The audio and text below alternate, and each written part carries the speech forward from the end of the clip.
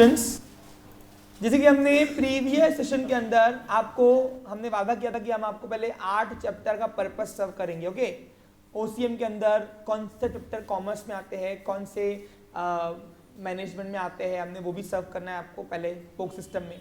और दूसरी बात, हर चैप्टर का क्या पर्पस है देने का, वो हमें पर्पस सर्व करना है। तो हमने आते आते चैप्टर 4 हो गए थे, चैप्टर 5 में हम आए थे ना। चैप्टर 4 को ज़्यादा इसलिए भी नहीं लिया मैंने आपको, क्योंकि फर्स्ट चैप्टर हम जो करने वाले हैं आपको डीपली स्टडी, वो चैप्टर 4 ही करने वाले हैं वैसे भी। इसीलिए आपको सबसे पहले हम फोकस जो करेंगे वो बाकी चैप्टर पे करते हैं। 4 चैप्टर जब पढ़ाना ही डिटेल में मुझे है तो उसको आराम से करते फिर ना। चलिए, सबसे पहले हमने कल 5th चैप्टर पढ़ा था, एमर्जिंग मोड्स ऑफ बिजनेस। अभी एमर्जिंग मोड्स ऑफ बिजनेस क्या होता है, मैंने आपको पिछले पीरियड में बताया, समझाया है ना, कि आज नए नए तरीके डेवलप हो गए बिजनेस करने के, क्योंकि आज कॉम्पिटिटिव वर्ल्ड के अंदर वही ट्रेडिशनल वे से दुकान खोल के बैठ जाना ये पॉसिबल नहीं है। आज अगर कॉम्पिटिटिव वर्ल्ड में तुमको सर्वाइव करना है, ग्रोथ करना है, तो नए नए मोड्स ऑफ बिजनेस के तरीके ढूंढने पड़ेंगे। और उसमें से नया जो मोड है वो है e business, the concept of e business, right, हमने पढ़ा ना। तो ई बिजनेस क्या होता है, मैंने आपको बताया कि जो भी बाइंग और सेलिंग या ट्रेडिंग एक्टिविटी या इंडस्ट्री एक्टिविटी इंटरनेट के थ्रू होती है, मोबाइल या कंप्यूटर पे, उस एक्टिविटी को हम बोलते हैं ई बिजनेस। क्या बोलते हैं उसको? और ई बिजनेस के अंदर ई कॉमर्स और ई इंडस्ट्री होती है। मैंने आपको कल एग्जांपल दिया, जैसे अगर मैं कोर्स बना रहा हूं, it is e industry, course बना के बेचूंगा, it is e commerce. Okay clear? वैसे ही सर्विसेज बनाई भी जाती है, और वो सर्विसेज अगर इंटरनेट के थ्रू बना रहे हैं हम लोग, तो उस सर्विसेज को हम ई इंडस्ट्री बोल सकते हैं। ऐसे ही आजकल बहुत चल रहा है ई बुक का चलन। आप देखो, अभी आपको अगर देखा जाए तो आप ट्रेडिशनल बुक ले रहे हो, आने वाले 10 साल के अंदर बच्चे ई बुक खरीदेंगे।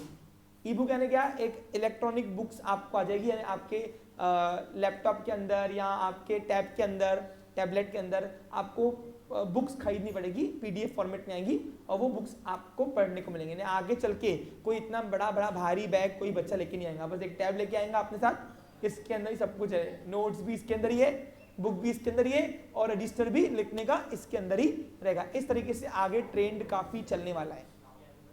Okay clear? मेट्रो सिटी में आ गया है, लेकिन अपने यहाँ पे चलन थोड़ा कम है। तो ये ई बिजनेस की ही करामत है और कुछ नहीं है। जैसे बायजूस आया, बायजूस क्या है? ई बिजनेस कर रहा है। ओके, समझ आ रहा आपको क्लियर? यानी बहुत सारे ऐसे एप्लीकेशन है, अनअकैडमी वाला, मैं एजुकेशन के इसलिए एग्जाम्पल दे रहा हूँ क्योंकि मैं एजुकेशन से बिलोंग करता हूँ। आप बिजनेस के कहीं सारे एग्जाम्पल ले सकते हो, ई कॉमर्स की वेबसाइट बहुत सारी है, जैसे एग्जाम्पल अमेजोन है, फ्लिपकार्ट है ना। उसके बाद लड़कियों की कौन सी है वो मेकअप वाली, नायका। ऐसा कोई लड़की के मोबाइल में ऐप नहीं होगा नायका का, बताओ? 1 2, ठीक है। लक्ष्मी तू तो भाई, तेरे को तो इसमें जाना ही नहीं है, तू तो पुलिस वाली बनने ना, सही कि नहीं?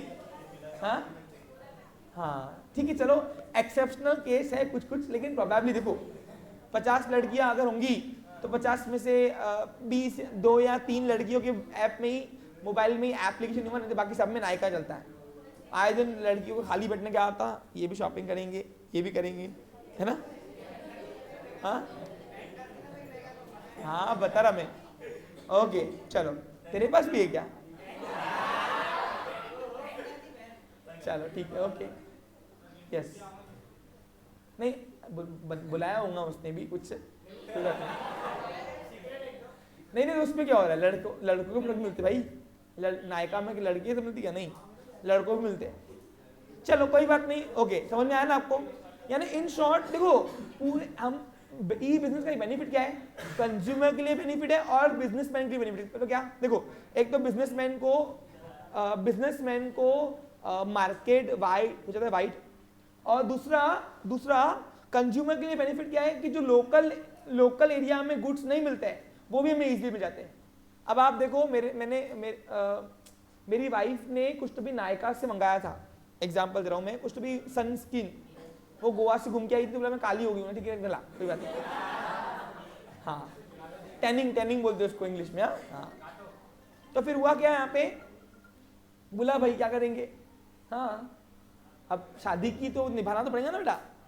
तो अब नायका वाले ने क्या किया, नायका वाला बहुत शातिर है, उसने क्या किया, उसने साथ में एक सैंपल भेजा, सैंपल।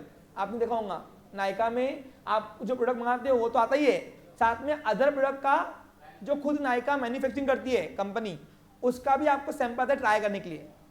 शैम्पू आया था राइस का, कुछ भी राइस मतलब चावल का शैम्पू बोलते हैं ना उसको, उसका। तो मैंने बोला मेरी वाइफ को क्या है ये, तो शैम्पू है, नंदी में ट्राई करता, फ्री में था है तो तू सनस्क्रीन वापर अपनी जो भी तेरा, मेरे को ये दे, मैं वापरता। बोला ठीक है वापरो, अच्छा लग गया।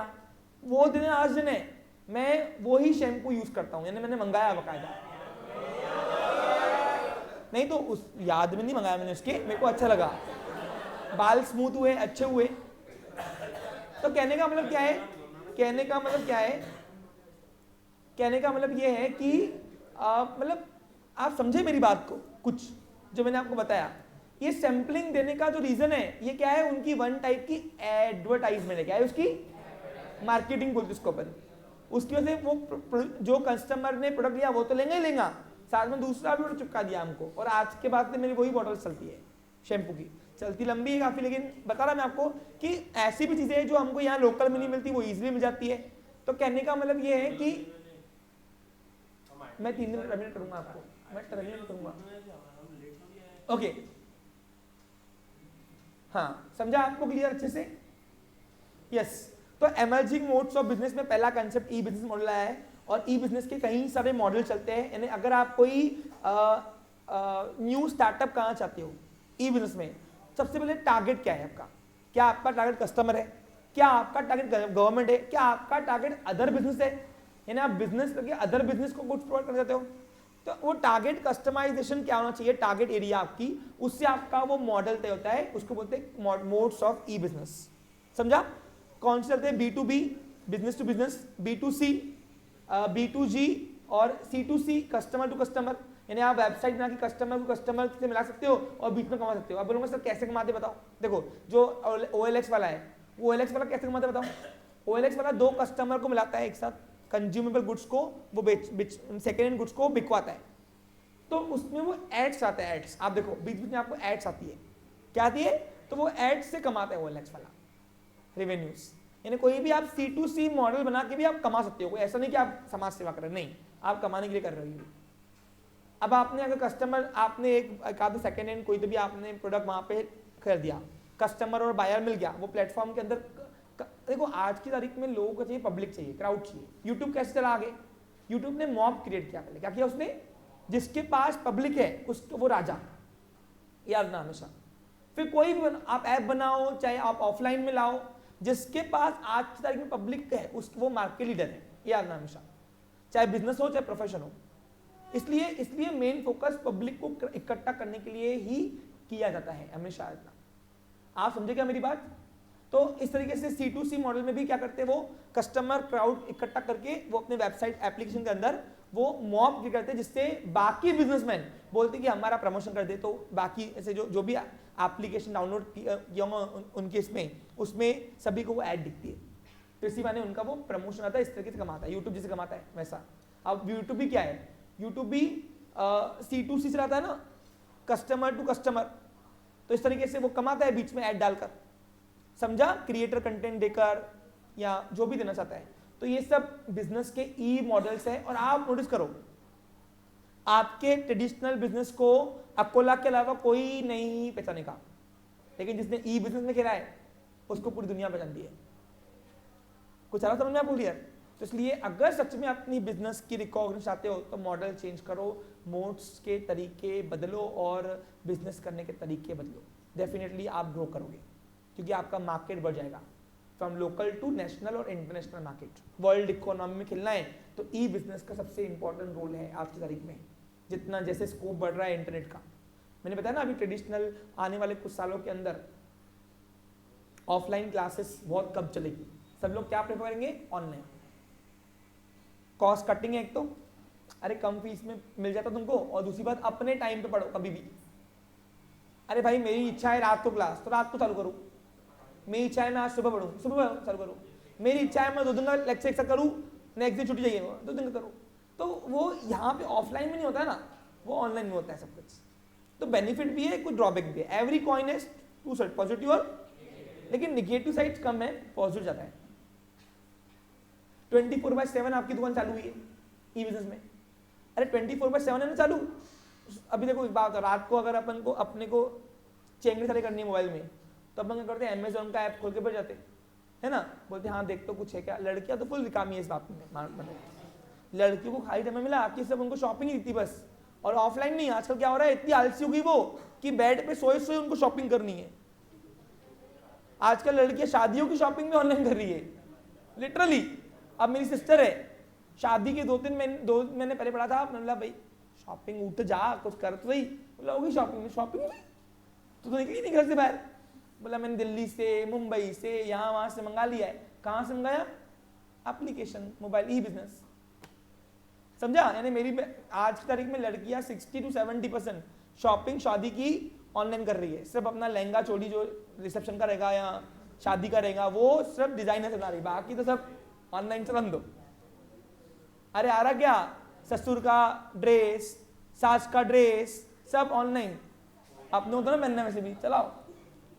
अरे आ रहा क्या तुमको समझ में? मेकअप, इवन मेकअप भी कहां से मंगा रही? ऑनलाइन। पूरी मेकअप किट आती है भरी भरी। अरे आ रहा क्या तुमको समझ में? तो ये ई बिजनेस की करामत है 24/7। यानी क्या, जब भी टाइम मिले शुरू शॉपिंग, है ना। इससे क्या हुआ, दुकान बंद नहीं होती ना। अबे ट्रेडिशनल बिजनेस में क्या होता है, 10 के बाद करो, पुलिस वाले आते ही मारते, डंडे ही मारते, बराबर की नहीं। लेकिन यहाँ पे ये ऑनलाइन बिजनेस में कोई नो टाइम लिमिट, 24/7 दुकान चालू, नो संडे नो मंडे, है ना। चलो तो ये बेनिफिट है। अभी आते हैं दूसरा concept, emerging modes of business में 2 नए मॉड्यूल बताए गए हैं। पहला ई बिजनेस, दूसरा है आउटसोर्सिंग। अब सर ये आउटसोर्सिंग क्या है भाई, तो अभी अपन इसको समझते हैं पहले। ओके देखिए, अब पहले बताओ पहला कंसेप्ट क्लियर है? हाँ। अभी आउटसोर्सिंग क्या है, देखो मैं आपको पर्पस यही सब कर रहा हूं, पढ़ेंगे हम डिटेल में वहां पे। आउटसोर्सिंग का मतलब है अपना काम बाहर ठेके पे दे देना। जो भी कोर एक्टिविटी या नॉन कोर एक्टिविटी हमें लगती है जो मुझसे वेल एस्टेब्लिश स्ट्रक्चर नहीं हो पाएगा उसके लिए अलग से, तो वो काम आप बाहर दे दो, उसको बोलते हैं आउटसोर्सिंग।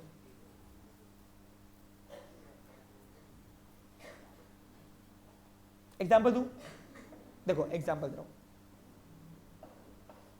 ध्यान दो, समझो भैया समझो, मैं आपको बता रहा हूं। जैसे एग्जाम्पल है, एक हॉस्पिटल है, हॉस्पिटल में वो हॉस्पिटल में एक मल्टी स्पेशलिस्ट हॉस्पिटल में हर सुविधाएं देने का काम हॉस्पिटल का है, बराबर कि नहीं। अब हॉस्पिटल को हर काम है तो उसको अपने एम्प्लॉई, अपना स्ट्रक्चर बनाना पड़ेगा। लेकिन क्या होता है वहां पे कुछ एरिया, कोर एरिया बोलो या नॉन कोर एरिया बोलो, कोर एरिया नहीं क्या होता है, हमारा एक एरिया काम करने का एक डिपार्टमेंट, और नॉन कोर एरिया ने क्या, जो सपोर्टिंग डिपार्टमेंट्स होंगी। भाई नहीं भी रहे चलेगा, रहे तो भी चलेगा। कोर एरिया समझो क्या होता है, यानी जैसे एग्जांपल को मॉडर्न बिजनेस क्या कहता है, डिवीजन ऑफ वर्क करो। क्या करो? अरे भाई जो काम है वो नंबर ऑफ पार्ट में बांटो, डिवाइड करो, बराबर कि नहीं। वैसे आप देखते हो बड़ी बड़ी कंपनी करती है, बड़ी बड़ी कंपनियां अपना काम नंबर ऑफ पार्ट में डिवाइड करती है ना, डिवाइड करती है ना, उसके लिए क्या बनाती है, डिपार्टमेंट। क्या बनाती है? एग्जाम्पल दू, जैसे एग्जाम्पल अभी कंपनी है कोई, अब एक कंपनी ने सपोज 4 डिपार्टमेंट बनाए, कौन कौन से, सपोज परचेज डिपार्टमेंट बनाया, सेल्स डिपार्टमेंट बनाया, ठीक है ये शॉर्टकट है, प्रोडक्शन डिपार्टमेंट बनाया,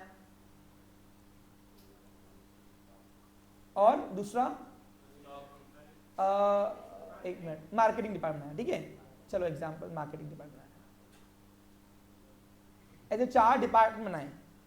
अब उनको और भी डिपार्टमेंट बनाने, लेकिन उसके लिए पैसा नहीं है, तो क्या अब वो सर्विस नहीं देंगे, क्या देना पड़ेगा।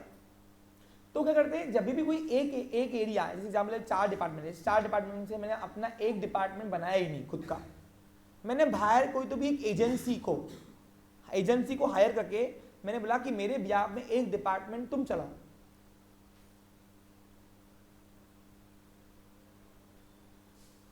और मंथली तुम मुझसे एक अमाउंट लो।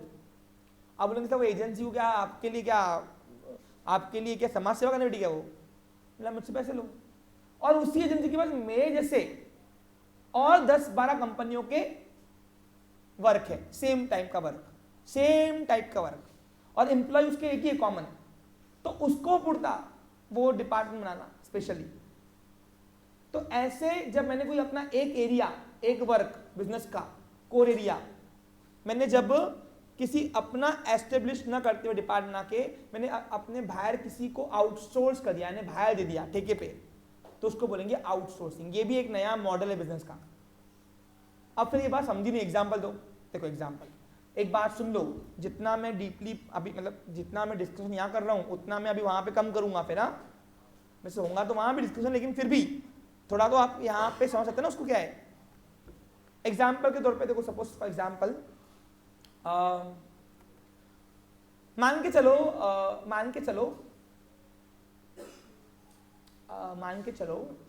क्या मान के चलो, हाँ, मैंने एक इलेक्ट्रॉनिक कंपनी बनाई, ए कंपनी लिमिटेड, इलेक्ट्रॉनिक के प्रोडक्शन में करके बेचता हूं। अब उसमें क्या है, कंपनी है तो मुझे अलग अलग डिपार्टमेंट बनाने पड़ेंगे। मैंने हर डिपार्टमेंट बनाया, परचेज डिपार्टमेंट बनाया, और परचेज डिपार्टमेंट का एक एचओडी बनाया, head of department, purchase manager. Sales department बनाया, प्रोडक्शन डिपार्टमेंट बनाया। अब मुझे एक डिपार्टमेंट आता, कस्टमर सर्विस डिपार्टमेंट। अब कस्टमर सर्विस डिपार्टमेंट मेरे लिए फाइनेंस डिपार्टमेंट बनाया सपोज। अब ये सब मेरे डिपार्टमेंट बने हुए, इसके अंदर के वर्कर मुझसे मंथली सैलरी ले रहे हैं। क्या ले रहे? Salary monthly. ये मेरे अंडर में आता है सब कुछ। लेकिन अब मुझे गवर्नमेंट बाउंड करती है कि ये एक customer service supporting service department का है, कंपनी है ना, being an artificial person created by company के अंदर लॉ का एक नियम है, आफ्टर सेल सर्विस देना पड़ता कंपनियों को, कंपलसरी है। अब उसके लिए कस्टमर सर्विस सेंटर बनाना पड़ेगा मुझे। अब कस्टमर सर्विस सेंटर में एम्प्लॉय भरो, और आजकल तो गवर्नमेंट कंपनी को बाउंड करती है 24/7 दो, और नहीं तो कम से कम 12 घंटे सर्विस दो, 12 से 16 घंटे सर्विस दो, सुबह 8 से रात को 12 तक। अब इतना बड़ा सर्विस देने के लिए मुझे एक वेल बिल्डिंग खरीदनी पड़ेगी, उसके अंदर मशीनें डालो, मशीनरीज, उसके अंदर अपने एम्प्लॉय भरो, बराबर कि नहीं। तो इतना बड़ा स्ट्रक्चर मेरे लिए अभी फिलहाल मैं कॉम्पिटेंट नहीं हूं। मैं अभी नया बिजनेस शुरू किया, लेकिन देना तो है, गवर्नमेंट बंद कर देगी मेरी कंपनी। अब मैंने क्या किया, मैंने बहुत सारे ऐसे एजेंट को देखा। मैंने कोई बहुत सारी ऐसे ऑर्गेनाइजेशन है जो बीपीओ का काम करती है, बीपीओ, बिजनेस आउटसोर्सिंग प्रोसेस बोलते हैं, बीपीओ। आपने ये मेट्रो सिटी में सुना होगा, बीपीओ वर्ड आपने सुनो, बिजनेस प्रोसेस आउटसोर्सिंग बोलते हैं। अब सपोज इसमें क्या हुआ, नीव की एक खुद की एक ऑर्गेनाइजेशन है जो कस्टमर सपोर्टिंग सर्विस देती है। अब नीव ने क्या किया, नीव ने एक बिल्डिंग बनाई, उसके अंदर उसने 10 एम्प्लॉय, सुबह की शिफ्ट 8 घंटा और रात की शिफ्ट 8 घंटा, और सुबह की 8 घंटा, उसके बाद 8 घंटा, उसके 8 घंटा, ऐसे 30 एम्प्लॉय में उसने अपनी पूरी एक ऑर्गेनाइजेशन बनाई, ऑर्गेनाइजेशन। और उस ऑर्गेनाइजेशन के अंदर 10 लोग एक साथ काम कर रहे हैं। ऐसे वो मेरे पास आया नहीं, वो बोलता है सर आपको कस्टमर सर्विस देनी है ना, हाँ, बोले काम करो, आप मंथली मुझे इतनी अमाउंट दो, हम आपका कस्टमर सर्विस बन के आपका काम करेंगे। तो बोला नीव मेरे लिए तो इतना बड़ा बिल्डिंग बनाएगा, मेरे लिए एम्प्लॉय रहेगा, तो तुझे क्या, फिर मैं ही क्यों नहीं करूँ। बोला सर मैं आपको जितना स्ट्रक्चर, आपको कॉस्टिंग आएंगे, जितना आप एम्प्लॉय की सैलरी दे रहे हो, उतना मैं आपसे नहीं मांग रहा हूँ, उसका आधे से आधा भी नहीं मांग रहा मैं आपसे। यानी मंथली आप मुझे एक अमाउंट दो, उस अमाउंट के अंदर मैं आपका कस्टमर सर्विस बन के काम करूँगा। यानी आपका डेटा पूरा हमको दे दो, हम आपकी कंपनी बन के बात करेंगे। यानी हम, अगर नीव की दुकान का नाम है suppose an customer outsourcing, suppose customer, ये ऑर्गेनाइजेशन नाम है उसका, एन कस्टमर आउटसोर्सिंग यूनिट।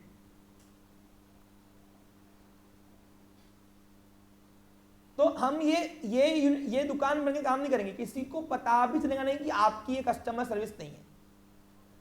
सबको हम बात करेंगे, जो भी आएगा, हेलो आप ए कंपनी लिमिटेड से बात कर रहे हैं, बोलिए हम आपकी क्या सेवा कर सकते हैं, ऐसा बन के बात करेंगे वो। तो मतलब नहीं, मेरे को समझा तो ये मॉडल क्या है, ये तूने कहाँ से पकड़ा, तेरा बेनिफिट क्या है इसमें। देखो सर, हम आपके कस्टमर्स को तो अटेंड करेंगे, ऐसे आपके जैसे 50 कंपनियां और हमने ली हुई है। हमारे डेस्कटॉप पे कौन से कस्टमर का, कौन सी कंपनी कस्टमर है, वो हम आ जाते हैं अपने आप सॉफ्टवेयर से, और फिर हम वो बन के काम करेंगे। ऐसे हम 30 एम्प्लॉई मैंने हायर किए, लेकिन वो 30 एम्प्लॉई सिर्फ मेरे अकेले के लिए नहीं काम करेंगे, ऐसे 50 कंपनियां वो लेके बैठाए और 50 कंपनियों कस्टमर केयर बन के वो बात कर रहे हैं।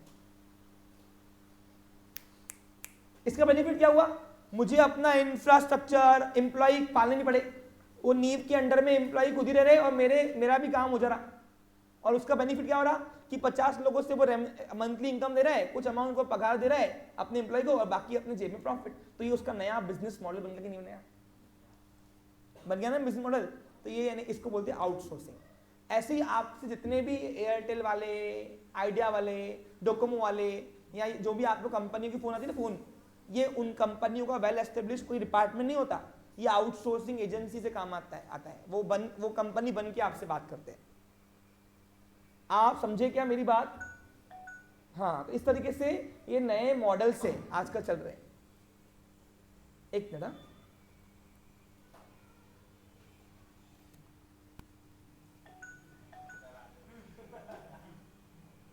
क्लास के बाहर जा, क्लास के बाहर जा।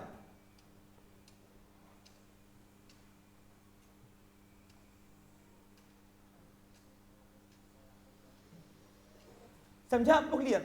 यानी आजकल क्या हो रहा है, जहां पे अपनी दुकान कोई एरिया का काम नहीं कर पा रही है, वो काम आप बाहर ठेके पे दे दो।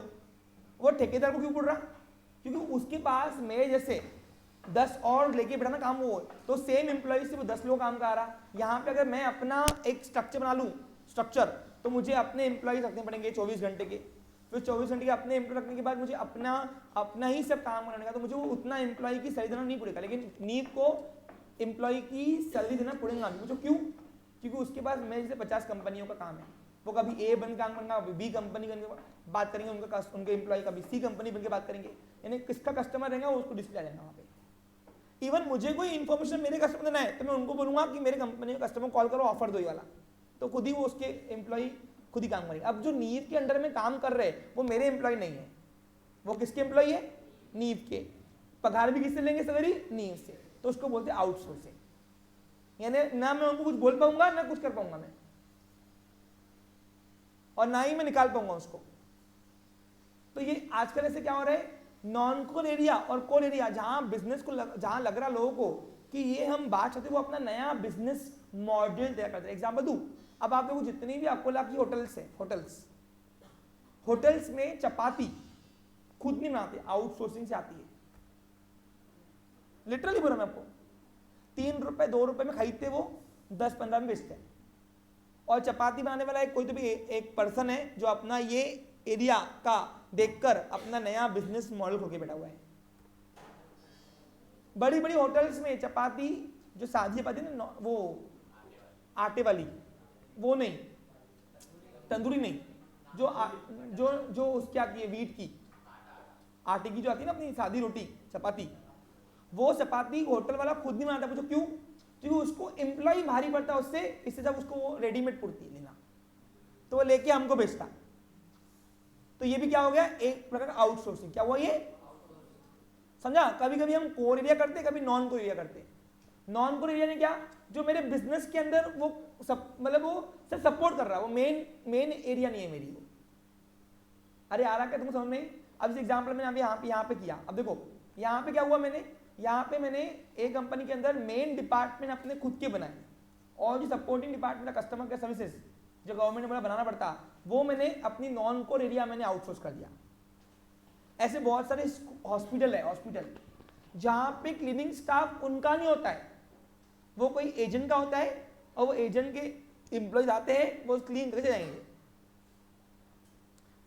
आईकॉन में हुआ था एक एक्सपीरियंस मेरा, बता रहा मैं, दादू मेरे एडमिट थे, क्लीनिंग स्टाफ सुबह सुबह आते हैं और चले जाते। तो मैंने एक दिन क्या हुआ, क्लीनिंग स्टाफ कोई तो भी था, उसका क्लीन कर रहा था, तो मतलब अंकल ये रूम का भी करो। तो रूम का हमारे इसमें नहीं आता। रूम का नहीं आता मतलब क्या? बोला वो रूम के अलग, वो रूम के हॉस्पिटल वाले आएंगे खुद ही। मतलब आप फिर कौन हो? आपके आतंकवादी हो क्या? हॉस्पिटल के आने क्या बोल, तो सही है ना? बोला हम आउटसोर्सिंग से हम लोग ये इसके मतलब अभी अभी कंप्लेन नहीं करता मैं, रुको, बोला करो, हम लोग इनके अंडर में तो आते हैं इस हॉस्पिटल की, हमारा काम है, हमारा एक मालक है वो बोलता 10-15 हॉस्पिटल में जाओ और निपटा के आओ, तो एक ही घंटा वो सब हॉस्पिटल में देके करके आते हैं। यानी तब मैं समझ में आया कि हॉस्पिटल ने क्लीनिंग का काम भी आउटसोर्सिंग में किया हुआ है। समझा आपको क्लियर? वो अपना काम करेंगे, यानी हॉस्पिटल की अगर मैं कंप्लेंट करूंगा तो भी उसको वो बोल नहीं पाएंगे। हॉस्पिटल का मालक क्या अगर उसको बोलेंगे तो वो इम्प्लीमेंट ए तू बका दे रहा मेरे को, वो मालक से बात कर, वो बोलेगा तो करूंगा मैं, क्योंकि उनका मालक वो हॉस्पिटल है ही नहीं। कौन है? एजेंट, जिसको हमने आउटसोर्स में दिया हुआ है। समझा? आ रहा क्लियर? ऐसे बहुत सारे बड़े बड़े हॉस्पिटल में कैंटीन भी आउटसोर्सिंग होता है। कैंटीन वो उसकी नहीं होती है हॉस्पिटल की, वो बाहर किसी को ठेके पे दी जाती है, टेंडर पास करके वो चलाता है। ऐसे बहुत सारे कॉलेजेस में आप देखोगे तो जो पार्किंग है, पार्किंग उसको भी आउटसोर्स किया जाता है, यानी पार्किंग का मैनेजमेंट पूरा जो है ना वो कॉलेज के अंडर में नहीं होता, वो किसी एजेंट के अंडर में होता है। समझा आपको? अब इसके बेनिफिट क्या है? कॉलेज को रेवेन्यू भी हो रही, वो एजेंट से पैसे लेता वो एक अमाउंट कॉलेज, और बोलता है जितना कमाना कमा, फिर कितनी फीस रखनी है क्या करनी है वो खुद ही दिखता है एजेंट, और मेन डिसिप्लिन नहीं मेंटेन हो जा रहा। आ रहा को समझ में आपको? इस तरीके से बहुत सारी चीजें होती है जो आउटसोर्सिंग आजकल बहुत स्कोप में है। क्या है? बहुत स्कोप में है। अब बिजनेस जो आउटसोर्सिंग वो 3 तरीके से होता है। कौन कौन से? BPO, KPO, LPO. Business process outsourcing, KPO knowledge process outsourcing, और तीसरा है एलपीओ लीगल प्रोसेस आउटसोर्सिंग। अब ये क्या है? तो ये मत पूछो, अभी पूछो क्यों, ये जब मैं पढ़ाऊंगा कुछ तो रखूंगा के लिए भी, नहीं तो फिर वहां मैं तंग करते हो, कुछ बताया कि आपस में बात शुरू होती है तो कुछ तो सस्पेंस होना चाहिए ना, सस्पिशियस। इसलिए जब चैप्टर पढ़ाऊंगा तब बताऊंगा वो क्या होता है। आगे आते हैं चैप्टर 6 पे। 5 चैप्टर कंप्लीट होने के बाद चैप्टर 6 से कहता है, देखिए चैप्टर 6 कहता है social responsibilities of business organisations. ये कंसेप्ट ही अलग है थोड़ा, अब इसको समझना पड़ेगा आपको। जब तक आप ये समझोगे नहीं पर्पस, तब तक के आपको कुछ नहीं आएगा। ये चैप्टर एज अ एंटरप्रेन्योर जो है ना, एक बिजनेसमैन एज अ एंटरप्रेन्योर उसका माइंड सेट ही चेंज कर देता है ये चैप्टर। इसलिए चैप्टर को मोस्ट इंपॉर्टेंट कर दो as a practical aspect, not in academic point of view से। इसको मार्क्स कितने हैं? तो इसको मार्क्स है कंपलसरी 7, यानी 80 मार्क में से 7 का आएगा, और 80 मार्क में से 7 का आएगा, और 116 मार्क में से 10 मार्क का आएगा आपको, यानी ऑप्शन मिला के 10 मार्क का आएगा। 10 मार्क में 7 का सॉल्व करना है आपको। अब क्या है समझते इसको। ओके, ध्यान दो, आज मेरा बुक सिस्टम खत्म हो जाएगा। हाँ देखो इधर,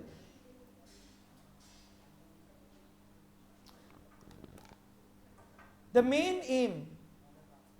aim of every business organization is to earn maximization of profit। ये हमने पढ़ा 11 से।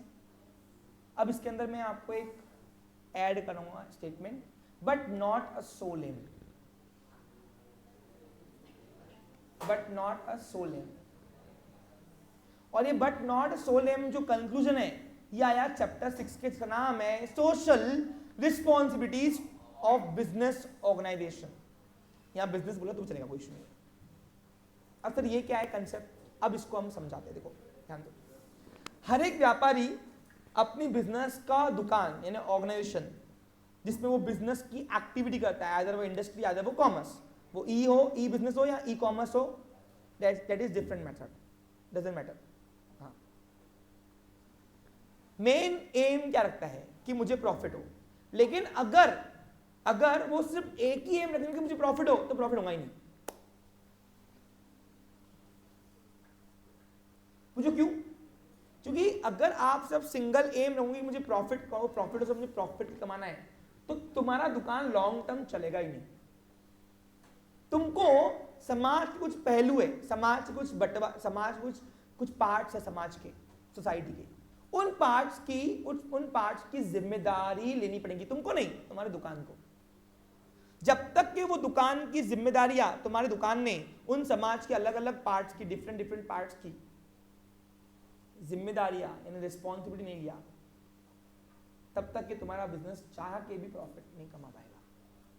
इसलिए स्टेटमेंट ये चैप्टर से आया, the main aim of business organization is to earn profit but not a sole aim. आप अकेले से प्रॉफिट के लिए करोगे तो प्रॉफिट बोल बोल के प्रॉफिट नहीं आता। प्रॉफिट के लिए आपको समाज के कुछ फैक्टर्स को, कुछ पहलुओं को, कुछ पार्ट्स को, समाज के पार्ट है, उन पार्ट्स की रिस्पॉन्सिबिलिटी लेनी पड़ेगी। अभी आपको नहीं लेनी है, आपके दुकान को लेनी है, क्योंकि ये ओनर की सोशल रिस्पॉन्सिबिलिटी नहीं है, ये बिजनेस ऑर्गेनाइजेशन और बिजनेस की सोशल रिस्पॉन्सिबिलिटी है। तो सर किसकी, आप जो बोल रहे हो डिफरेंट डिफरेंट पार्ट समाज के, सोसाइटी के डिफरेंट डिफरेंट पार्ट्स की तुम्हारी दुकान को जिम्मेदारी लेनी है, तो किसकी? सुनो, 5 नहीं 6। पहला, customer. Consumer is considered as a king of the market. Customer के पास इतना पावर है कि वो चाहे तो बना बनाया मार्केट बिखा सकता है। इसका एग्जाम्पल दूं क्या? कपड़ा मार्केट। अगर आप बचपन में कपड़े की शॉपिंग करने जाते होंगे अकोला में, तो कपड़े के लिए रिकॉग्निशन मार्केट था गांधी रोड और तिलक रोड। बड़े बड़े शोरूम्स वहां पे खोले गए थे क्योंकि कपड़े का रिकॉग्निशन मार्केट वो था। कस्टमर ने अपना इंटरेस्ट विड्रॉ कर दिया, आज मार्केट शिफ्ट हो गया है चटारपेट एरिया। आज हम शॉपिंग करने कहां जाते हैं? चटारपेट एरिया। लेकिन आज से अगर मैं 10 साल पहले की बात करूं तो शॉपिंग के लिए एक ही प्लेस था हफ्ता, वो था गांधी रोड आइदर। ऐसा क्यों बताओ? क्योंकि उनकी दुकानों ने कस्टमर की रिस्पॉन्सिबिलिटी लेने के लिए तैयार नहीं थे और कस्टमर ने अपना इंटरेस्ट विड्रॉ कर दिया उस मार्केट से। मार्केट का एग्जिस्टेंस ही खत्म। जो करोड़ों रुपए की प्रॉपर्टियां बिकती थी उनका वैल्यूएशन अपने आप डाउन हो गया। आज कोई भी कपड़ा लगाने का सोचता है तो वो एरिया नहीं सोचता है, वो सोचता है मैं गांधी रोड उधर जाऊं चटारपेट में। Market change bye because consumer is the king of the market. अगर आप उसके साथ उसकी जिम्मेदारी लोगे नहीं, आप प्रॉफिट कमाने बैठो भी और सोच के बैठोगे तो भी प्रॉफिट नहीं होगी। अगर प्रॉफिट कमाना है तो कस्टमर को तुम्हारी दुकान ने सेटिस्फाइड करने को होना। जब तक तुम्हारी दुकान से कस्टमर संतुष्ट नहीं होगा तब तक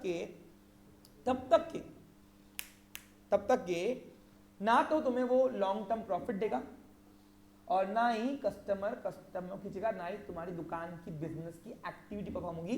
फिर दुकान कितना भी अट्रैक्टिव रहा, आपका दुकान नहीं चलेगा। इसलिए पहला समाज का पार्ट है कस्टमर। अब बताओ, every consumer means common people. अरे हम सब, तुम सब कंज्यूमर है ना, क्यों? कंज्यूमर की एग्जैक्ट डेफिनेशन क्या है बताओ? क्या है बोलो ना? A person who purchase any kind of commodity और service for self consumption, for self use, that person is known as consumer. क्या बोलेंगे उसको हम?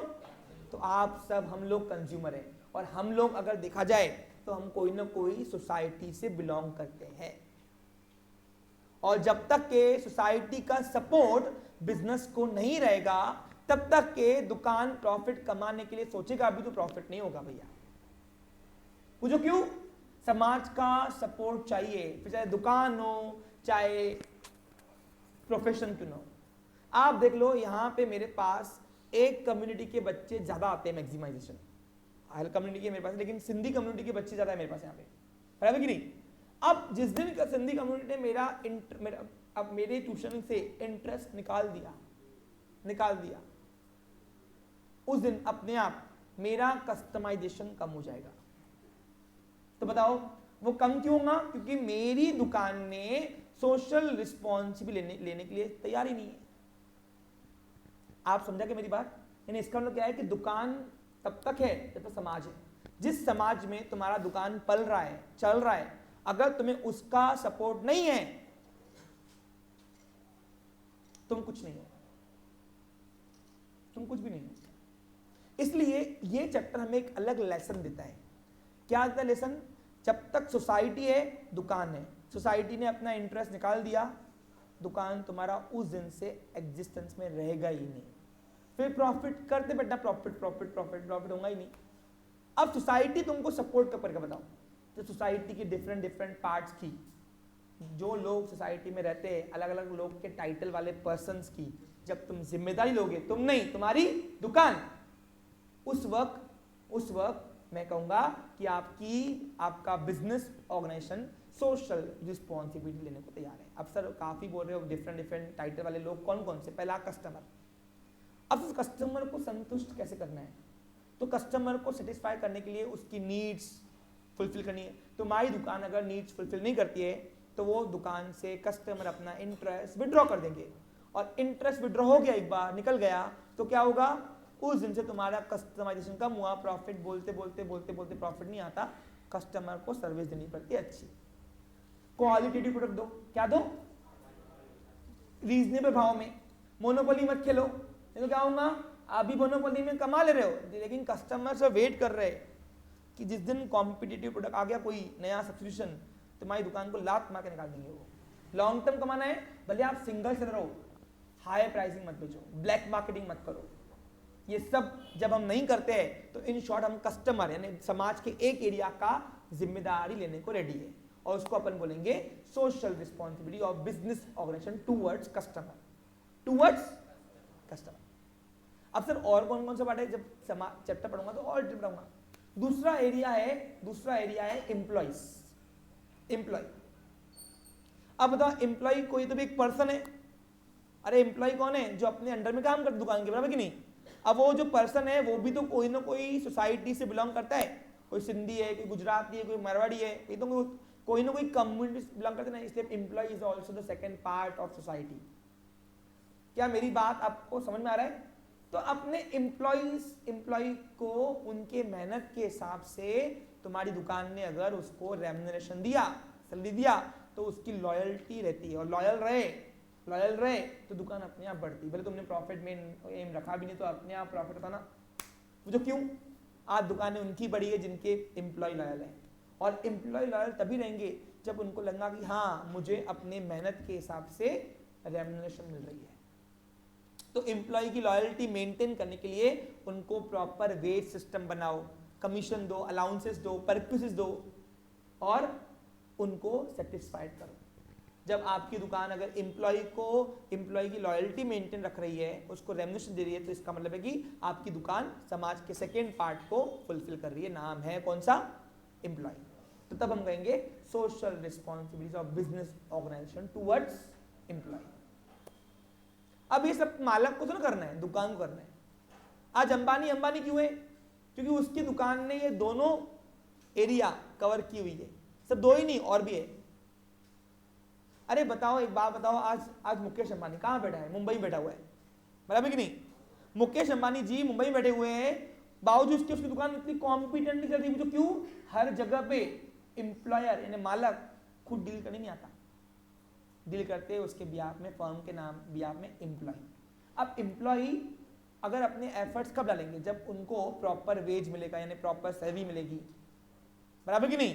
तो अपने आप लॉयल्टी मेंटेन होती है। अगर तुम्हारे दुकान के प्रति तुम्हारे एम्प्लॉय लॉयल ही नहीं है, कॉन्फिडेंशियल अफेयर रिवील कर दे रहे बाहर, तो ऐसी दुकानें बढ़ती नहीं है, वो घातक है। क्या है वो? घातक। समझे क्या? इसलिए एम्प्लॉय का लॉयल्टी होना बहुत जरूरी है, मेंटेन।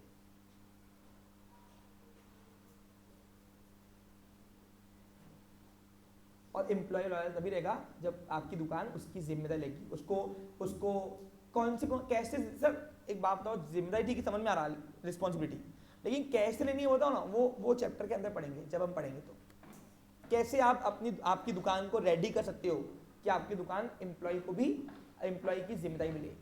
आफ्टर रिटायरमेंट प्लान देकर उसको, यानी उसके आपको एक एम्प्लॉय अपना पूरा कंट्रीब्यूशन देता है, अपनी लाइफ देता है आपके फर्म को। तो आपके फर्म का काम नहीं किया, आफ्टर लाइफ जब वो बूढ़ा होगा तो उसको पूरा रिटायरमेंट दो अच्छे से। और जब ये दुकानें जब ऐसा कुछ देती है उसको, तो एम्प्लॉय लॉयल भी होता है। और मेन पर पता क्या है? मेन पर लॉयल्टी छोड़ो, रिटेन। जरूरी है। आपका एम्प्लॉय अगर रिटेन नहीं हो रहा है, बार बार निकल रहा है, इसका मतलब पता क्या है? इसका मतलब है कि आपकी दुकान उसकी जिम्मेदारी ले रही है। पूछो क्यों? देखो, एम्प्लॉय का रिटेन ना होना, रिटेन अपने पास टिके रहना, उसको क्या बोलते हैं हम? रिटेन को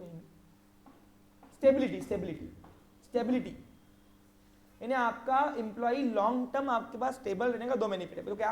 देखो सुनो, एक तो आपके कॉन्फिडेंस में उसको पता है, अरे भाई दुकानदारी आप कर रहे हो, लेकिन एम्प्लॉय को सब पता होता है, कितनी कमाई है, कहाँ से माल आ रहा है, क्या आ रहा है, सब उनको पता होता है, बराबर कि नहीं? अगर वो निकल गया तो 2 लॉस है। बोलो कौन सा? एक तो वो जाएगा आपके कंप्यूटर के पास, तो आपके कॉन्फिडेंशियल अफेयर उसको मालूम पड़ेगा, वो वहां से आपकी स्वॉट निकालेगा, स्वॉट यानी आपकी स्ट्रेंथ निकालेगा, वो उसको वीकनेस में तब्दील कर देगा। अरे आ रहा क्या? स्वॉट यानी स्ट्रेंथ, वीकनेस, ट्रेड और अपॉर्चुनिटीज, ये आपके एम्प्लॉय को पता है आपके ऑर्गेनाइजेशन का। ये पहला लॉस। दूसरा लॉस क्या होता है? दूसरा लॉस ये है, सुनो, कि आप जो नए एम्प्लॉय को लाओगे उसको फिर से आपको ट्रेनिंग देनी पड़ेगी पूरी शुरुआत से, 0 से, और फिर उसको तैयार करने में टाइम लगता है बहुत। तो ये 2 लॉस है। इसलिए देखो, यानी इन शॉर्ट, अगर एक बिजनेसमैन ने, ऐसा कहा जाता है, एक बिजनेसमैन ने अगर जिम्मेदारी, प्रॉफिट एम नहीं भी रखा, सिर्फ आपने सोसाइटी के डिफरेंट टाइटल वाले लोगों की, डिफरेंट पार्ट्स की, आपने सोसाइटी के, समाज के, कम्युनिटी के डिफरेंट पार्ट की जिम्मेदारी लिया, तो भी आपको अपने आप प्रॉफिट होता है, अपने आप प्रॉफिट। अरे आ रहा क्या तुमको? यानी आज से आपके अंदर की साइकोलॉजी चेंज होनी चाहिए रिगार्डिंग योर बिजनेस ऑपरेशन। आपको सिर्फ पॉलिसीज अपने प्रॉफिट मोटिव के लिए नहीं रखना है। आप जब डिफरेंट सोसाइटी के पार्ट्स की स्टडी करोगे और उनकी जिम्मेदारी लोगे, तब जाके आपको प्रॉफिट ऑटोमेटिकली होगा। समझा क्या? अरे तुम बताओ, तुम यहाँ पे मेरे पास क्यों आए हो? क्योंकि आपके सीनियर्स को रिजल्ट मिला। नहीं मिलता तो वननेस में आते क्या तुम? नहीं, वननेस ने अपनी जिम्मेदारी ली, इसलिए वो प्रॉफिट भी इंजॉय कर रहा है, बराबर कि नहीं? और दूसरी बात क्या कर रहा है? दूसरी बात, वो अपना कंसिस्टेंसी ग्रोथ भी कर रहा है। तो प्रॉफिट भले मेन होगा भी नहीं, तो भी प्रॉफिट अपने आप आ रहा, क्योंकि हम सोसाइटी के डिफरेंट पार्ट्स की जिम्मेदारी ले रहे हैं। आप समझे क्या मेरी बात को? तो ऐसे तुम्हारी दुकान को भी अलग अलग पार्ट की जिम्मेदारी लेनी है। पहले किसकी? कस्टमर की। दूसरी किसकी? एम्प्लॉइज की, जो आपके अंदर काम कर रहे हैं। तीसरा कौन? ओनर। अब सब ओनर यानी क्या? मैंने आपको क्या बताया? जिम्मेदारियां किसकी है? दुकान की है, ओनर की नहीं है। अब बताओ, ओनर भी एक पर्सन है। अरे ओनर भी एक पर्सन है ना। अब ओनर भी एक पर्सन है, अगर ओनर भी एक पर्सन है, बराबर कि नहीं? और पर्सन, हर एक कॉमन पर्सन कोई ना कोई सोसाइटी से बिलोंग करता है, बराबर कि नहीं? अब अगर आपकी दुकान आपको ही नहीं पाल रही, सोचने वाली बात है, यानी मालक को ही नहीं पाल रही, मालक को रिटर्न्स नहीं दे रही अच्छी, या मालक को ग्रोथ नहीं दे रही अच्छी, तो मालक उस दुकान को लंबा चलाएगा क्या? ऑब्वियसली अपने आप बंद कर देगा। क्या कर देगा? तो इसका मतलब क्या है कि तीसरा पार्ट है ओनर की भी जिम्मेदारी लेनी है। अरे मेरी बात समझ में आ रहा कुछ? पक्का? तो तीसरी रिस्पॉन्सिबिलिटी है social responsibility of business organization towards owner. Customer हो गया, एम्प्लॉय हो गया, ओनर भी हो गया। चौथा है गवर्नमेंट। अब सही क्या है, आपकी दुकान को सिर्फ मालक को, एम्प्लॉय को या कस्टमर को सेटिस्फाई नहीं करना है, इनकी जिम्मेदारी गवर्नमेंट की भी नहीं है। पूछो क्यों? वो कैसे लेनी है वो नहीं पूछ रहा हूं, क्यों लेनी है बताओ? देश है तो अपन है, देश नहीं तो अपन का। आपने वो मूवी देखी है, कौन सी? एयरलिफ्ट में एक डायलॉग कहता है, बहुत अच्छा बताता है वो। कुवैत है ना, कुवैत में था ना, कुवैत की गवर्नमेंट भाग जाती है, और वो उसका एक कोई तो भी आता है, कौन? अरे नहीं ना, जिसने अटैक करता है उसके ऊपर, एक कोई जो भी टेररिस्ट अटैक करता है ना उसके ऊपर, वो कुवैत के ऊपर, यानी पूरे कंट्री के ऊपर। सुना है आपने एयरलिफ्ट देखी है? एयरलिफ्ट, उसमें क्या होता है, अक्षय कुमार जहाँ रहता है, वो पहले इंडिया को ऐसे हेट करता था, बहुत था वो इंडियन, लेकिन उसको इंडियन सॉन्ग पसंद नहीं थे, क्योंकि वो कुवैत में बहुत अमीर आदमी था, उसने बहुत अच्छा कमाया था पैसा कुवैत में। अचानक क्या हुआ, रातों रात टेररिस्ट ने अटैक किए, गवर्नमेंट भाग गई, जो मेन लीडर्स थे भाग गए, सब भाग गए, तो बिना गवर्नमेंट की अब पूरी पब्लिक रह गई। टेररिस्ट ने अटैक किया, अटैक करने के बाद क्या हुआ, अटैक करने के बाद नोटिस करो वहां पे सब लोग सब जानने की कर रहे थे कैसे जाए, वहां लोग मार रहे थे, याद है आपको कैसे मार रहे थे, लेकिन इंडियंस को वो कुछ नहीं कर रहे थे। क्यों? क्योंकि जो अटैकर था यानी टेररिस्ट, उसको इंडियन गवर्नमेंट ने बोल दिया हमारे आदमी अगर गए इधर से भी छोड़ेगी नहीं, डर रहा था नहीं भैया इंडियन को नहीं जाना, लेकिन जाने देना नहीं था उनको। फिर क्या हुआ, अक्षय कुमार ने वो जो टेररिस्ट था, अब इतना बड़ा आदमी है तो टेररिस्ट बात नहीं करेगा क्या, तो उसको बोला मेरे को बात कराओ, तो उनके टेररिस्ट ने किसी ने उसके लीडर के पास लेके गया, और लीडर के लेके जाने के बाद वो बोलता कि बोलिए मैं क्या आपकी सेवा कर सकता हूँ, जानबूझ के ऐसे टेररिस्ट बोलता अक्षय कुमार को। अक्षय कुमार डर के बोलता कि मेरे को जाने दो, तुम जो बोलोगे मैं दूंगा, मेरे पास पैसा बहुत है। बोला आपके पैसों को क्या करना, वो तो अब कागज का टुकड़ा हो गया। पूछो क्यों? कोविड के दिनार तो अब कागज के टुकड़े बने, गवर्नमेंट रही ही नहीं, तो अभी आपका पैसा क्या, आपका बिजनेस क्या, कुछ नहीं, आप जीरो। क्या हो गया? इतना बड़ा बिजनेसमैन जिसको अपने कोविड में वो अपने सिटी अपने कंट्री से प्यार नहीं था, लेकिन उसको वहां प्यार था अपनी कंट्री से जहां वो बिजनेस कर रहा था, क्योंकि उसने उसे कमाया था वहां पे, वो बन गए कागज के टुकड़े। सरकार है तो अपना दुकान है, सरकारी नहीं तो काय की दुकान, कोई घर नहीं, कोई दुकान नहीं, कुछ नहीं। इसलिए गवर्नमेंट को पालना भी किसका काम है? हमारी दुकान का काम है। अरे देश है तो अपना घर अपना दुकान, देश ही नहीं तो अपना घर अपना दुकान आएगा। अभी कल को किसी कंट्री ने दूसरी कंट्री को अटैक कर दिया, सोचने वाली बात है, बराबर कि नहीं? उसके बाद आपके जो पैसों की वैल्यू है वो जीरो होगी। क्या होगी वो? क्योंकि देश की गवर्नमेंट ही नहीं तो आपका बिजनेस क्या काम का? कोई काम का नहीं वो। उस समय उसको लगता कि नहीं यार अपना कंट्री इंडिया ही था, और उस समय उसने डॉलर में, अमेरिकन डॉलर्स में पैसे देकर वो एयरलिफ्ट होके इंडिया आया था। ऐसे मूवी देखा करो ना, मजा आता बहुत। ना तो उसने सिर्फ अपने आप को बचाया, वहां के सभी इंडियंस को लेके आया फ्लाइट में पैसे देकर। इस तरीके से ये मूवी रियलिटी है, रियल मूवी है, रियल उस पर बनाया गया है। आप समझे मेरी बात को? अरे आ रहा क्या समझ में कुछ तुमको?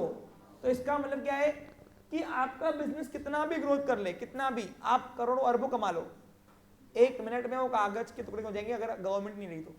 इसलिए आपके बिजनेस की जिम्मेदारी है, आपके दुकान की जिम्मेदारी है, ना तो वो सिर्फ मालिक की जिम्मेदारी ले, ना तो वो कस्टमर की जिम्मेदारी ले, ना तो सिर्फ वो एम्प्लॉय की जिम्मेदारी ले, बल्कि वो इनके साथ साथ गवर्नमेंट को भी पाले। और गवर्नमेंट को पालना कैसा है? प्रॉपर फेयर टैक्स देकर, चीट ना कर, है ना, ब्लैक मनी छुपा के नहीं करके। समझ आ रहा वो? क्योंकि आज अगर सरकार चलना है तो उनके पास पैसा कहां से आ रहा? हम ही दे रहे ना, व्यापारी लोग। तो व्यापारी का काम बनता है एक बिजनेस, व्यापारी का नहीं, उसकी दुकान का। गवर्नमेंट कभी व्यापारी से टैक्स नहीं लेती, वो उसकी दुकान से टैक्स लेती है। तो गवर्नमेंट को टैक्स प्रॉपर टाइमली मिलना चाहिए, ये भी जिम्मेदारी किसकी है? आपकी दुकान की। जब तक वो लेती नहीं है तब तक आपका वो देश की गवर्नमेंट आपको सपोर्ट करती नहीं है। आप देखो अगर हायर टैक्स दोगे तो आपको फुल छूट देगी, वर्ल्ड वाइड खेलो। कम टैक्स दोगे तो आपको रेस्ट्रिक्ट करेगी ना। क्या करेगी? जो ज़्यादा पालेगा गवर्नमेंट को, उसको ज़्यादा सहूलियत मिलती कि नहीं मिलती? मिलती है, क्योंकि उसको पता है कि ये हमको ज़्यादा पाल रहा है। अरे आ रहा तुमको समझ में? तो कहने का मतलब क्या है कि government is also part of society. जो क्यों? जो चला रहा है गवर्नमेंट वो भी तो एक इंसान है, और every common people is also the part of society. तो गवर्नमेंट की जिम्मेदारियां लेकर आपकी दुकान सोशल रिस्पॉन्सिबिलिटी ले लेती है। And the fifth one is खुद सोसाइटी। आपको जिस कम्युनिटी में आप बिजनेस कर रहे हो, जिस कम्युनिटी की कस्टमाइजेशन आपके पास है, उसको भी उसका वेलफेयर करना आपका काम बनता है। क्योंकि आपकी दुकान आपके कम्युनिटी से जानी जाएगी। हम क्यों बोलते हैं गुजराती लोग बिजनेस में अच्छे होते हैं? अंबानी को देख के बोलते ना। इसका क्या है? आज अंबानी की दुकान है रिलायंस, इसलिए हम बोलते हैं कि गुजराती बिजनेस में अच्छे होते हैं, यानी गुजराती लोग मैक्सिमम बिजनेस करते हैं, बोलते ना हम। क्यों बोलते हैं? क्योंकि आपकी दुकान ही आपके कम्युनिटी को रिकॉग्नाइज करती है। अगर उनको आप वेलफेयर नहीं करोगे तो कैसे होगा? अब आप देखो, छोटा भाई ने मोटा भाई को लाया ना स्टेट से उठा के सेंट्रल पे। आज देश पे राज कौन कर रहा है पैसों में? अंबानी। आज देश में राज कौन कर रहा है? मोदी जी। दोनों गुजराती भाई हैं। तो बताओ गुजराती समाज की ग्रोथ क्यों हुई? क्योंकि बिजनेस वहां का ग्रोथ हुआ और उस बिजनेसमैन ने अपनी जिम्मेदारी ली अपने समाज के प्रति, इसलिए आज उस समाज को हम बिजनेस के नाम से बोलते हैं। आज देखो बड़े बड़े लीडर्स उसी समाज के लोग बैठे हुए हैं। अरे देश का होम मिनिस्टर कौन है? गुजराती। देश का प्राइम मिनिस्टर कौन है? गुजराती। समझा आपको? क्लियर? अरे आ रहा क्या समझ में आपको? जबकि आप देखा जाए तो BJP is belongs to RSS, है ना। आरएसएस का मेन संगठन जो है वो नागपुर में है, महाराष्ट्र गढ़ है उसका, बट ऊपर सेंट्रल पे कौन बैठा हुआ है? गुजरात के लोग। कैसे? बिजनेस से, दुकान से। तो इसलिए एक समाज की ग्रोथ करना तुम्हारे दुकान का काम है, और दुकान को क्या करना है? सोशल वेलफेयर करने हैं। कैसे? आप देखो बड़े बड़े जो दुकान चल रही है, हेलो, वो लोग क्या करते हैं? समाज के जो फंक्शन होते हैं, आप देखो हर एक समाज का अपना अपना एक फंक्शन होता है साल का। किसी का गुड़ी पाड़वा होता है, किसी का होता है, सिंधी समाज का होता है न्यू ईयर, हाँ क्या नाम से बोलते हैं हम? चेटी चंड के नाम से ऐसे मनाया जाता है, बहुत अच्छे से सेलिब्रेट किया जाता है। तो उसमें आप देखो बड़े बड़े दिग्गज बिजनेसमैन, दुकानें, व्यापारी नहीं, दुकानें उनको फंड्स देती है और वो समाज का इवेंट सक्सेसफुली करती है। आप समझेगा मेरी बात को? अब वो जो इतने बड़े इवेंट्स हो रहे हैं, आप देखो कोई कोई समाज में समारोह होता है, यानी 50 शादियां गरीबों की एक साथ की जाती है, उसको फंडिंग करने वाला भी कौन है? तुम्हारी दुकान है। अरे पैसा दुकानों से आ रहा ना। बहुत सारे दुकानें ऐसी है जो जो जो बच्चे पढ़ नहीं सकते, नहीं उनको फंड्स करते हैं, बराबर कि नहीं? अब ये फंड्स करते उनको पता है कि अगर मेरा समाज है तो हमारी दुकान है, जिसने समाज नहीं तो दुकान की कोई वैल्यूएशन नहीं। इसलिए सोसाइटी को पालना भी किसका काम है? दुकान का। दुकान है तुम्हारी बिजनेस ऑर्गेनाइजेशन। अब ये सब मालक नहीं कर रहा है, कौन कर रहा है? उनकी दुकान का, क्योंकि पैसा तो दुकान ही कमा रहा है ना। तो इस तरीके से जब समाज के इन सब पार्ट्स की, डिफरेंट पार्ट्स की सोसाइटी की जिम्मेदारी लेता है तुम्हारी दुकान, तो अपने आप प्रॉफिट हो जाता है कंटिन्यूअसली। इसलिए आज से आपका साइकोलॉजी, थोड़ा मेंटल जो वर्क है, जो मेंटलिटी है रिगार्डिंग बिजनेस, वो आपको चेंज करना पड़ेगा। From profit motive to providing services to, लेकिन मेन एम प्रॉफिट होना चाहिए, लेकिन नॉट अ सोल। आपको एक एमसीक्यू आता है, आपको ट्रू और फॉल्स आएगा। The sole aim of every business organization is to earn maximization of profit. तो आप उसको फॉल्स लिख के आएंगे। क्यों? वो सोल नहीं है, वो मेन एम है। यानी अपने को प्रॉफिट रखना है मेन एम, लेकिन सिर्फ प्रॉफिट करोगे तो प्रॉफिट कभी नहीं होगा। आपको प्रॉफिट के साथ साथ प्रॉफिट तभी होगा जब डिफरेंट पार्ट्स की, सोसाइटी की डिफरेंट पार्ट्स की आप जिम्मेदारी लोगे। ये डिफरेंट पीपल है, टाइटल वाले पीपल जो बिजनेस के लिए काम करते हैं, तो बिजनेस का भी काम है कि इन सबको पालना अच्छे से। समझा? सोसाइटी के अंदर नीड्स को फुलफिल कौन करता है? बताओ मुझे। आज मैगी खानी है, मैगी, तो मैं नीचे जाता हूं, अपने समाज की कोई तो बाजू की दुकान है, वहां से मुझे मैगी मिल जाती है, मैं अपनी नीड्स को सेटिस्फाई कर देता हूँ। किसका काम है? मेरी दुकान का। और जो दुकानें अपने सोसाइटी के अंदर नीड्स को फुलफिल नहीं कर पाती है सोसाइटी के लोगों को, तो वो दुकानें चलती क्या? आप जो कोई दुकानदार के पास जाओगे, बोलेंगे ये दे, नहीं है उसके पास कोई माल, तो आप डबल नहीं जाते, क्योंकि आपके मन में एक साइकोलॉजी होता है कि इसके पास माल रहता नहीं, जान दे, दूसरे को पकड़ टाइम पास होगा। यहाँ पे आ रहा क्या तुम समझ में? तो ये भी एक सोशल नीड्स है। क्या ये? Social responsibility. यानी क्या? समाज में जो गुड्स अवेलेबल करके देना, हम जो कमाने के उद्देश्य तुम जो अवेलेबल करके दे रहे हो, ये भी तो एक सोशल रिस्पॉन्सिबिलिटी है कि समाज को यहाँ वहाँ भटकना नहीं पड़ रहा। आप देखो सिंधी कैंप का भाव ज्यादा क्यों है? क्योंकि यहाँ दुकान है। क्या है यहाँ पे? क्योंकि यहाँ कॉमन पीपल पता है कि यहाँ रहूंगा तो बस घर के 2 कदम जाते से ही मुझे हर चीज मिल जाएंगी। क्या मिलेंगी? वैसे ही गीता नगर का प्लॉट का भाव कम क्यों है? क्योंकि वहां पे अभी तक दुकानें आई नहीं है, तो नीड्स को फुलफिल करने के लिए उनको यहाँ पे आना पड़ेगा। अरे आ रहा तुमको समझ में, यानी सोसाइटी की ग्रोथ तुम्हारी दुकान से, और दुकान ने जब अपनी अपनी जिम्मेदारी लेगा, कैसे, नीड्स को फुलफिल करके देना। अरे भाई तुम्हारी दुकान माल रख रही है, तभी तो एक कॉमन पीपल उस समाज का अपनी नीड्स को फुलफिल कर रहा ना, क्या कर रहा, अपनी नीड्स को फुलफिल। तो ये भी बन गई सोशल रिस्पॉन्सिबिलिटी टुवर्ड्स सोसाइटी। समझा आपको क्लियर? तो इस तरीके से डिफरेंट डिफरेंट टाइटल वाले पर्सन जो किसका पार्ट है, सोसाइटी का पार्ट है। जब तुम्हारी दुकानें लेती है जिम्मेदारियां तो बन जाएगा चैप्टर नंबर 6, नाम है social responsibility of business organization towards consumer, towards employee, towards community, towards owner, towards government और टुवर्ड्स इन्वायरमेंट। इन्वायरमेंट भी आ गया, एक नया लाया अभी नए पोर्शन में। इन्हें क्या, तुम्हारी दुकान की एक जिम्मेदारी है कि इन्वायरमेंट खराब ना करे, पॉल्यूशन क्रिएट ना करे। इसलिए आप देखो बहुत सारी फैक्ट्रियां, सब फैक्ट्रियां सिटी के बाहर होती है, क्योंकि वो पॉल्यूशन क्रिएट करती है, वो अपने इन्वायरमेंट को खराब करती है। आपने कभी सिटी के अंदर फैक्ट्री देखी, और रही भी तो ज्यादा समय तक रहती नहीं, वो बंद कर देते वो। अरे आ रहा तुम समझ, क्योंकि इट क्रिएट पॉल्यूशन, क्या करता है वो। तो इन्वायरमेंट भी अच्छा रखना, क्लीन रखना, ये तुम्हारी जिम्मेदारी है दुकान की। और इसलिए आप देखो,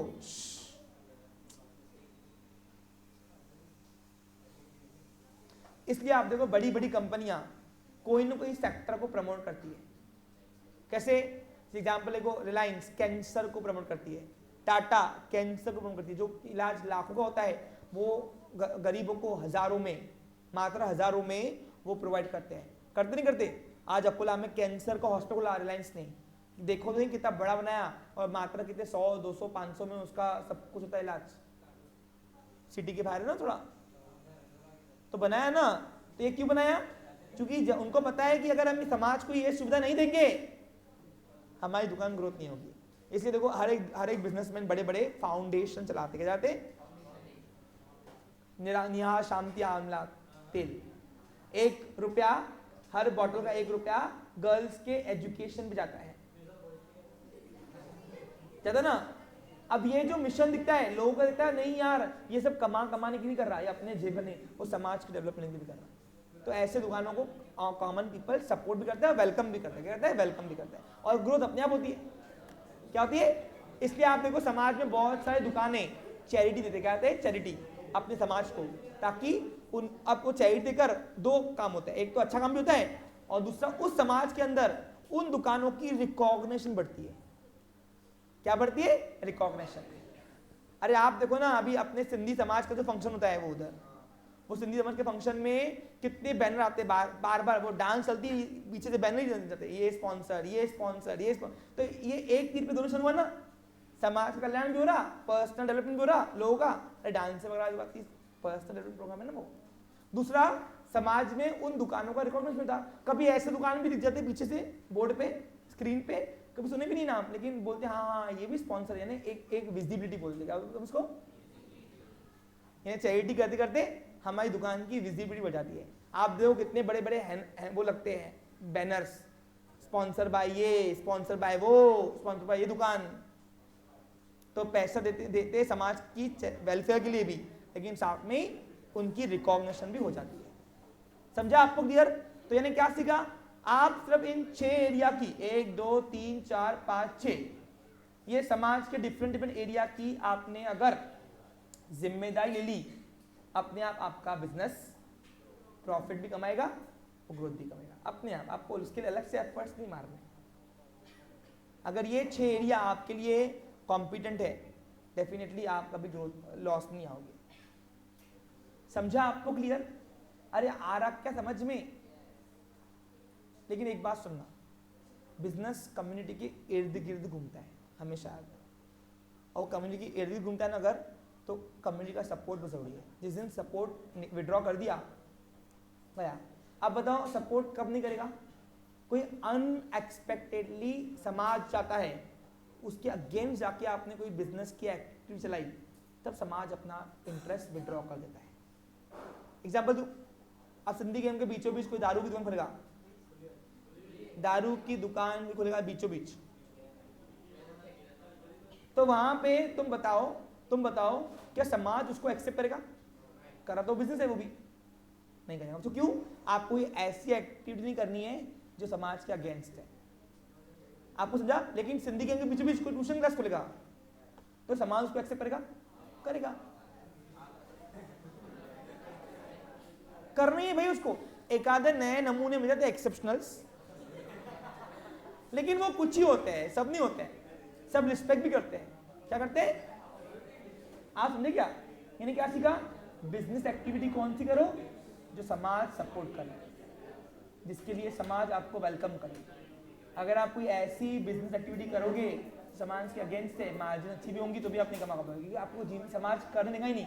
आप बताओ, अगर कोई रहवासी एरिया के अंदर कोई सिगरेट दारू की दुकान बेच रहा है, एक लॉजिकल बात कर रहा हूँ, सोचने वाली बात है, उसको दुकान कितने दिन चलाने देंगे? 1 दिन, 2 दिन, 3 दिन, 4 दिन पे कंप्लेन करेंगे, भैया बंद कर, हमारा यहाँ का एटमॉस्फेयर खराब हो रहा है, एनवायरमेंट खराब हो रहा है। सही कि नहीं? हम देखा देखी में बच्चे वहां देखेंगे ना, भाई ये स्मोक कर रहा तो कल खुद सीख गए तो, अरे देखा देखी में बोलते बच्चे, आपको नहीं पता। आप देखो जितनी भी हैबिट्स लगी ना, हैबिट्स इसको भी 80% से देखा देखी में होती है। 80% हैबिट्स देखा देखी में होती है कि भाई ये कर रहा ना, चलो एक बार अपन ट्राई करते, ट्राई करते करते कब वो हैबिट मालूम नहीं पड़ता, एडिक्शन। क्या मेरी बात आप सभी को समझ में आ रहा है? कुछ गहराई वाली बात है, सोचो। अब आप देखो, मैंने यहाँ पे सिंधी गेम के बीचों बीच ट्यूशन क्लास खोली है। कितनी भी कंप्लेन करे हो, कितनी भी कोई कुछ नहीं कर सकता। क्यों? ये नोबेल जॉब है, इसको बहुत सम्मान दिया है, रिकॉग्नाइज किया है टीचिंग को। टीचर, डॉक्टर्स, ये समाज की आवश्यकता है। कर रहा तो मैं बिजनेस ही हूं, लेकिन मैं कौन सा बिजनेस कर रहा हूं? जो समाज के वेलफेयर के लिए, जो समाज को एक आगे बढ़ाती है, समाज को डेवलप करती है। और यही अगर मैं यहाँ पे कोई क्लब खोल दूं या कैफे खोल दूं या कुछ अनएक्सपेक्टेड एक्टिविटी कर दूं, तो यहाँ पे क्या होगा? मुझे समाज उसको बायकॉट करेगा। समझा आपको? क्लियर? अरे आ रहा क्या? तो ये जिम्मेदारियां है जो लेनी है। चलो बाकी 2 चैप्टर कल देखते हैं। Have a nice day, take care.